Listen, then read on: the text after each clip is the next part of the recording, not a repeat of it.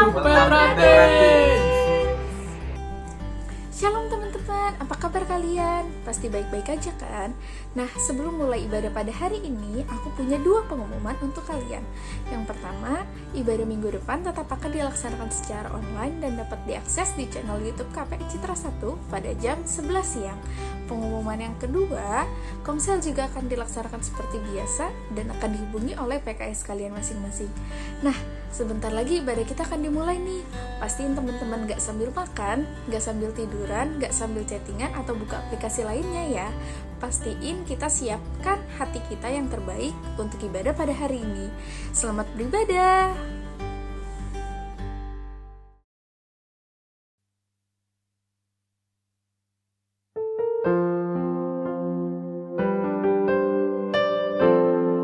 Hari ini Tuhan, kami mau datang ke hadirat-Mu. Kami menyerahkan segala beban kami. Kami mau merasakan kasih-Mu lagi Bapa.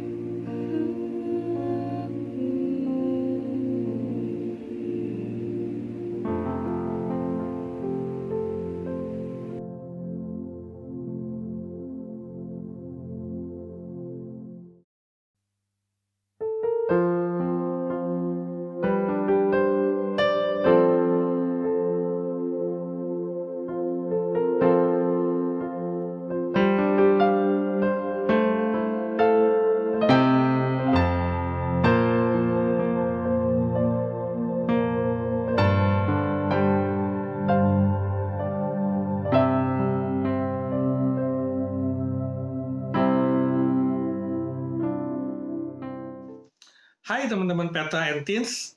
Yuk sama-sama sebelum kita mendengarkan firman Tuhan, kita bersatu di dalam doa.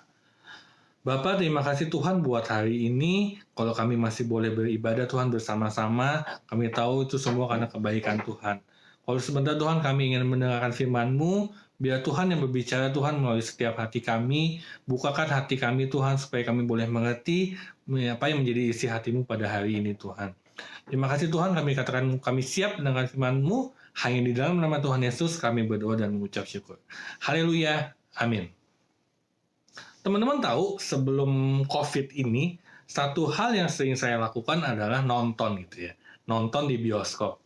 Dan kalau teman-teman tahu, film yang sering saya tonton, yang saya suka tonton adalah film-film tentang superhero, teman-teman. Kenapa saya senang gitu ya tentang film-film superhero ini? Karena pertama, animasinya tuh keren banget, teman-teman. Akrobatnya, koreografinya, itu keren banget. Atraksinya, dia lompat sana, lompat sini. Ditambah juga dengan efek-efek komputernya, yang keren banget. Lalu ditambah juga dengan suaranya, sound effect-nya. Menggelegar dan seru banget, menegangkan banget gitu teman-teman. Dan juga banyak actionnya, jadi puas aja gitu nontonnya teman-teman. Tapi teman-teman tahu, di balik semuanya itu, hal yang paling saya suka dari film-film superhero adalah tentang karakter development-nya. Entah itu Avengers, Spider-Man, X-Men, selalu menceritakan gitu ya teman-teman, satu kisah tentang satu orang biasa yang awalnya dia tuh hidupnya normal-normal aja gitu teman-teman. Tapi suatu ketika, karena suatu keadaan, dia mendapatkan suatu kekuatan super yang berbeda dari orang lainnya gitu teman-teman. Dan selalu diceritakan gimana dia struggling gitu ya dengan identitas barunya dia. Gimana dia beralih dari orang normal menjadi orang yang punya kekuatan super gitu teman-teman. Gimana yang hidupnya biasa-biasa aja, tapi dia punya tanggung jawab yang baru, dia punya masalah yang baru, dia punya musuh-musuh yang baru, dan dia mesti membuat keputusan suatu decision untuk meninggalkan cara-cara hidup manusia normal dia, sehingga dia punya gaya hidup superhero gitu teman-teman. Dan setelah dia struggling dengan identitas baru dia tersebut, setelah dia melalui proses tersebut, baru pada akhirnya dia menjadi superhero yang keren banget, yang didamba-dambakan oleh semua orang teman-teman. Dan menurut saya, hal itu yang membuat film-film superhero itu epic banget, keren banget teman-teman. Ceritanya itu keren banget karena yaitu gimana dia menceritakan dari orang yang normal, yang hidupnya biasa-biasa aja, tapi setelah melalui proses, dia menjadi superhero yang keren banget. Nah, teman-teman tahu nggak sih, sebenarnya Tuhan pun sudah menyiapkan suatu storyline yang keren banget buat hidup kita, teman-teman.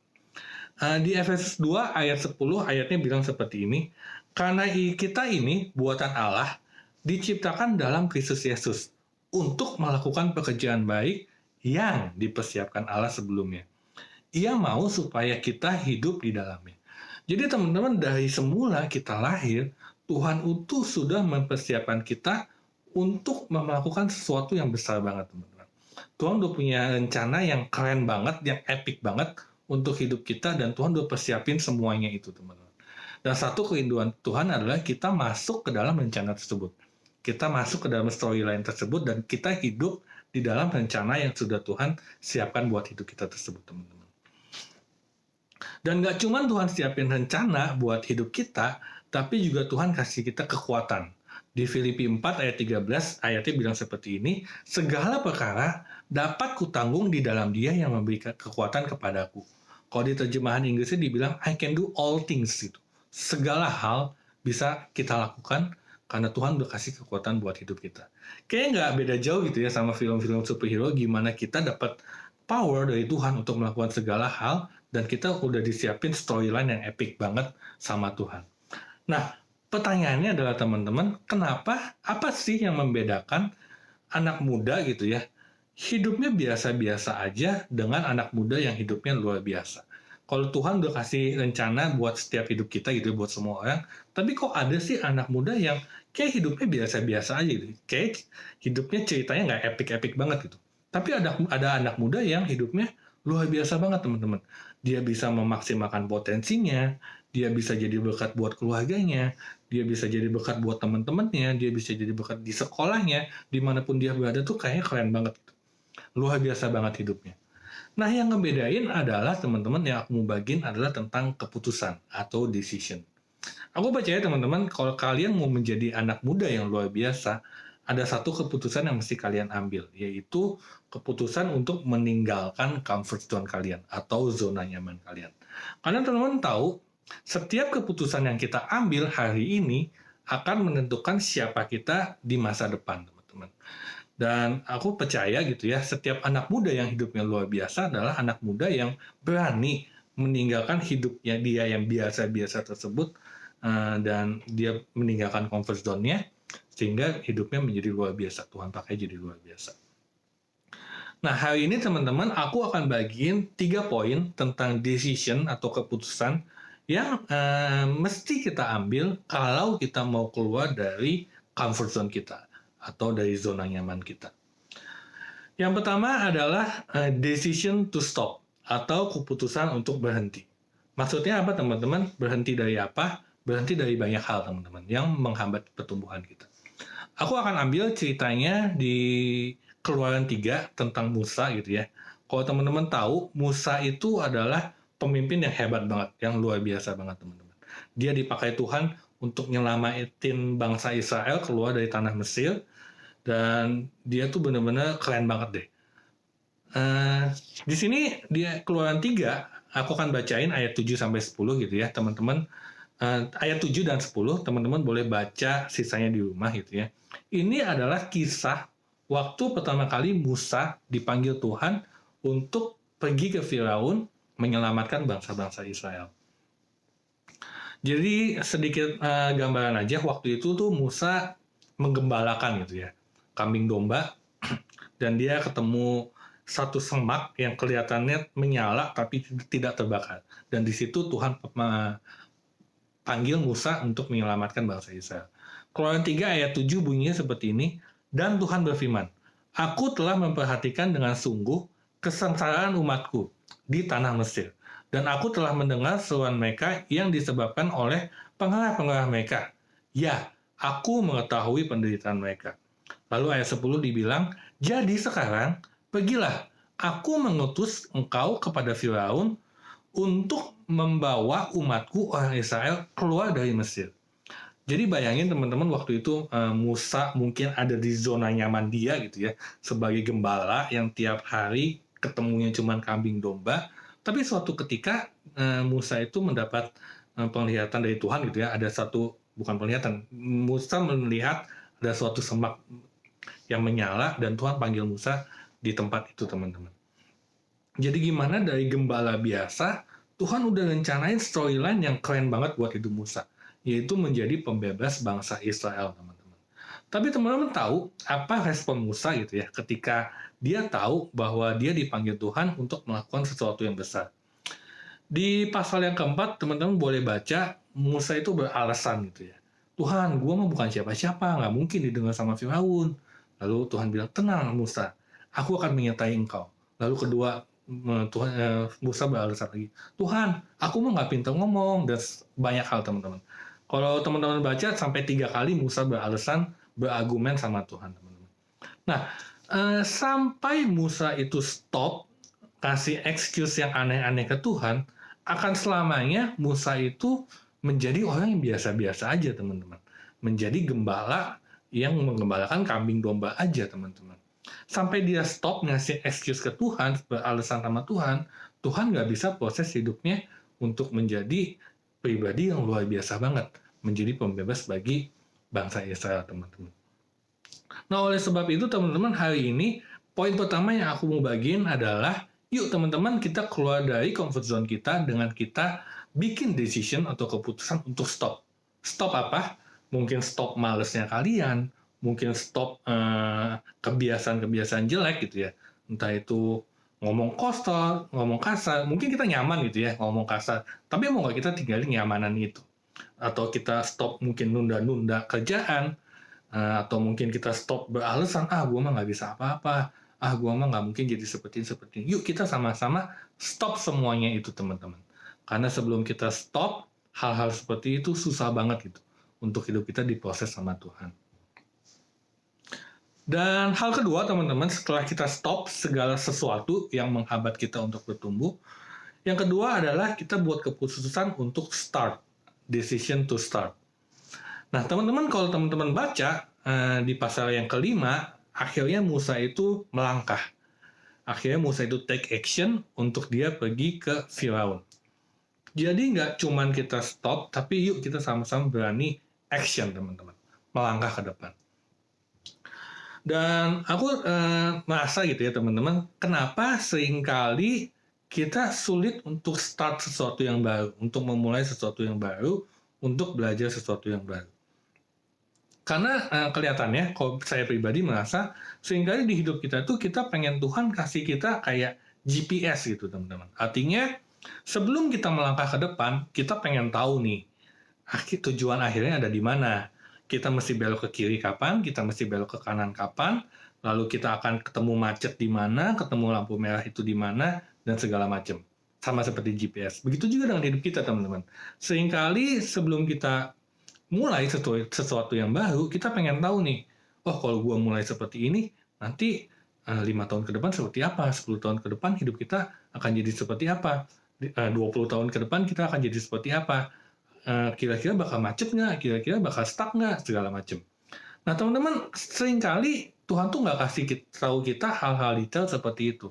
Tuhan nggak kasih kita GPS, tapi Tuhan lebih kasih kita tuh seperti kompas teman-teman. Yang mungkin kita nggak tahu gambaran detailnya seperti apa, tapi Tuhan janji bahwa Tuhan akan selalu nyertain kita teman-teman. Kita nggak akan pernah kesesat teman-teman. Begitu kita mulai mungkin salah arah, kita bisa lihat kompas, kita bisa lihat penuntunan Tuhan, penyertaan Tuhan, dan kita akan kembali on track, teman-teman. Jadi, hal yang aku mau bagiin adalah jangan takut untuk melangkah, teman-teman.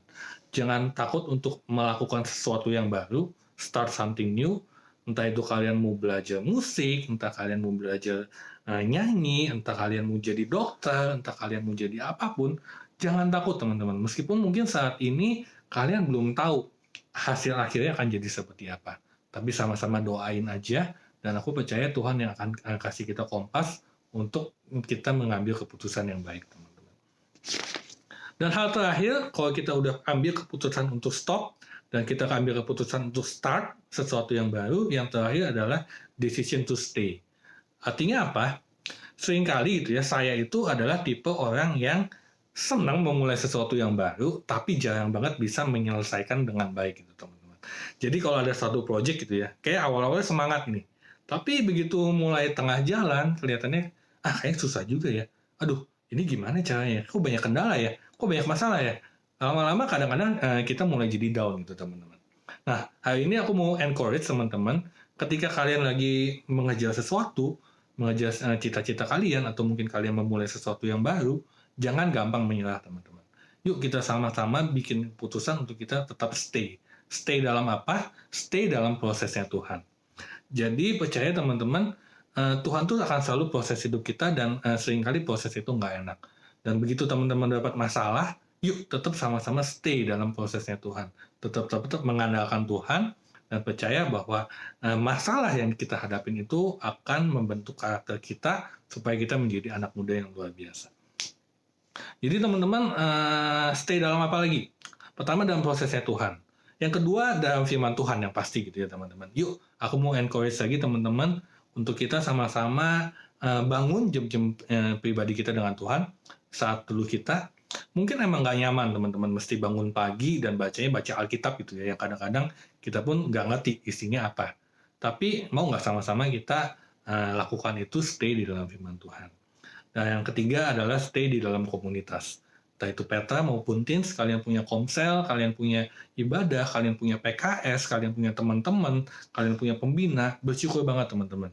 Mereka semua itu yang akan mensupport hidup kalian, dan aku percaya mereka adalah orang-orang yang akan selalu mendukung kalian, yang akan selalu menjaga kalian, dimanapun proses hidup kalian yang sedang kalian alami, teman-teman. Dan terakhir teman-teman, aku akan bagiin ayat dari Galatia 6, ayat 9, firman Tuhan bilang seperti ini, janganlah jemu-jemu berbuat baik, karena apabila sudah datang waktunya, kita akan menuai jika kita tidak menjadi lemah. Jadi teman-teman tetap lakukan pekerjaan baik yang sudah Tuhan siapkan dan jangan lemah itu, jangan menjadi lemah karena pada akhirnya kita akan tua ya kalau kita tidak menjadi lemah. Jadi teman-teman, apa sih cita-cita yang teman-teman lagi idamkan gitu ya, lagi harapkan saat ini, entah kalian mau jadi pengusaha, menjadi dokter, mungkin kalian mau jadi pelayanan WL, pelayanan musik, yuk sama-sama mulai ambil decision untuk kalian keluar dari comfort zone kalian. Dan pertama kalian stop untuk kalian bikin excuse atau kebiasaan buruk atau apapun yang membuat kalian nggak berkembang. Yang kedua, start, mulai dengan satu action gitu ya teman-teman. Dan ketiga, yuk sama-sama stay dalam prosesnya Tuhan. Oke teman-teman, sebelum kita tutup ibadah kita, mari sama-sama kita bersatu lagi di dalam doa. Bapak, terima kasih Tuhan buat ibadah hari ini. Ajar kami Tuhan untuk kami selalu boleh mengerti apa yang menjadi isi hati-Mu. Untuk kami boleh nggak sekedar puas Tuhan dengan hidup kami, tapi kami mau terus Tuhan hidup di dalam rencana-Mu Bapa. Terima kasih Tuhan, terima kasih. Kami percaya Tuhan Kau yang akan terus menyertai hidup kami selama seminggu ke depan. Dan aku berdoa Tuhan Kau yang pertemukan kami kembali Tuhan di dalam ibadah-ibadah online selanjutnya Bapa. Terima kasih Tuhan, hanya di dalam nama Tuhan Yesus kami berdoa dan mengucap syukur. Haleluya. Amin. Thank you Ko David sharingnya. Tuhan Yesus memberkati. Nah, tadi kalian sudah mendengarkan sharing dari Ko David kan? Sekarang aku punya 2 pertanyaan untuk kalian. Pertanyaan yang pertama, hal apa sih yang menghambat kalian untuk dapat bertumbuh dan berkembang? Pertanyaan yang kedua, apa yang akan kalian lakukan untuk keluar dari zona nyaman kalian? Pertanyaan tadi bisa kalian renungkan dan bahas bersama komsel kalian masing-masing ya. Ibadah kita pada hari ini telah selesai, tapi aku percaya firman yang telah ditabur pada hari ini tidak berhenti sampai saat ini saja. Tetap semangat, stay healthy, happy Sunday, and God bless you. Dadah. Happy Sunday. See you next week.